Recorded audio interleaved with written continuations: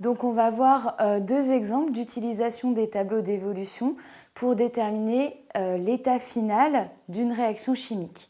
Alors on a la réaction chimique d'équation de réaction écrite ici. Donc on va tout d'abord équilibrer l'équation chimique. Donc ici on va compter le nombre de S. Ici j'ai 2 S là, j'en ai un là. Donc je vais placer le nombre stoichiométrique 2 de manière à avoir 2S et 2S. Maintenant, on va voir pour les oxygènes. Donc j'ai 8 oxygènes ici et j'ai 2 fois 4 qui font 8 oxygènes. Donc les oxygènes sont équilibrés. Et maintenant, on va finir par l'iode, donc I.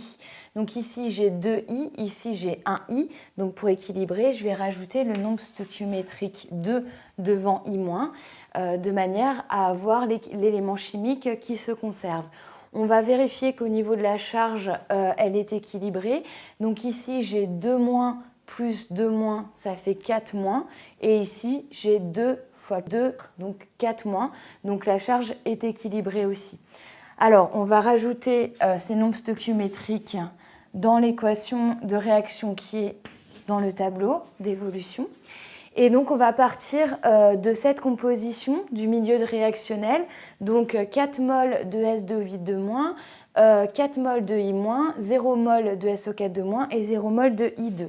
Donc, je vais déjà commencer par placer la quantité de matière, des réactifs et des produits à l'état initial, c'est-à-dire avant que la réaction chimique ait lieu. Donc ici j'ai 4 mols, ici j'ai 0 et ici j'ai 0. Alors il y en a beaucoup qui pensent qu'il faut multiplier 4 par le nombre stoichiométrique. Alors il ne faut surtout pas faire ça puisque la quantité de I- sera de 4 mols au début de la réaction et le nombre stoichiométrique va intervenir au niveau de l'état en cours et l'état final seulement. Donc un état en cours, ici je vais avoir donc 4 moins le nombre stoichiométrique, donc ici il n'y en a pas, donc c'est 1 fois l'avancement, donc 4 moins x. Ici, on va avoir 4 moins le nombre stoichiométrique qui est devant I-, c'est là qu'il intervient, donc 2x fois x. Ici, c'est 0 plus le nombre stoichiométrique ici, donc 1 fois x.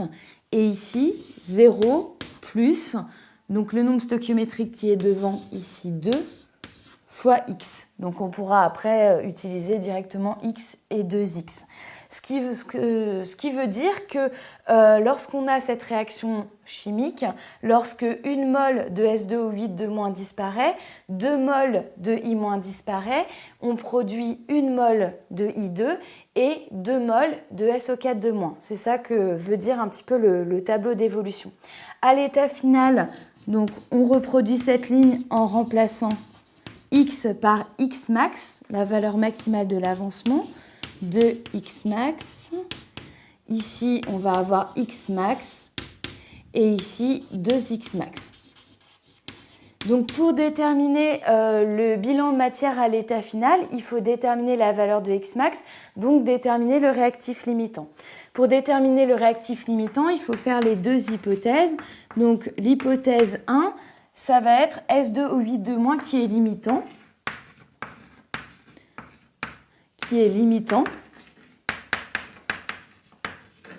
Ce qui veut dire que c'est S2O8- qui va s'épuiser en premier. Donc ça veut dire qu'à la fin, à l'état final, la quantité de matière en S2O8- va être nulle.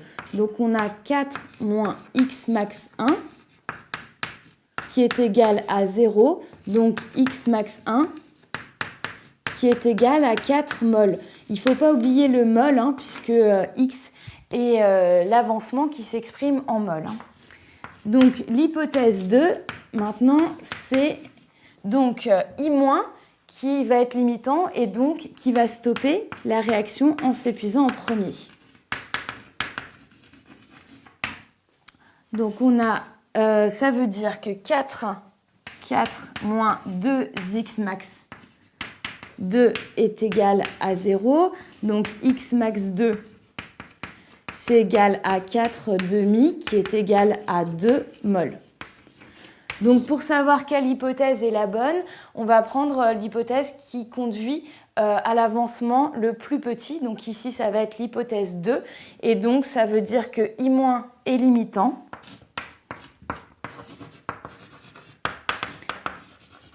Puisque x max 2 est inférieur à x max 1.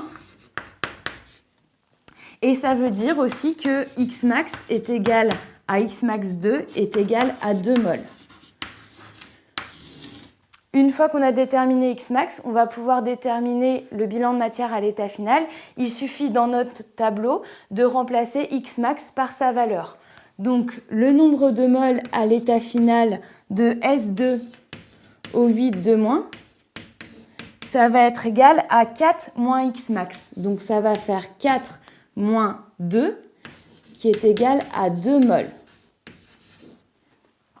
Le nombre de moles à l'état final de I-, ça va être égal à 4 moins 2 fois x max, donc 4 moins 2 fois 2, qui est égal à 0, et c'est normal puisque I- est le réactif limitant, donc à la fin, il n'y a plus de I-, la quantité est épuisée. Ici, hop, le nombre de moles à l'état final de I2, ça va être égal à x max, donc ça va être égal à 2 moles. Et enfin, le nombre de moles à l'état final de SO4 de moins, ça va être égal à 2 fois x max, donc 2 fois 2, qui font 4 moles.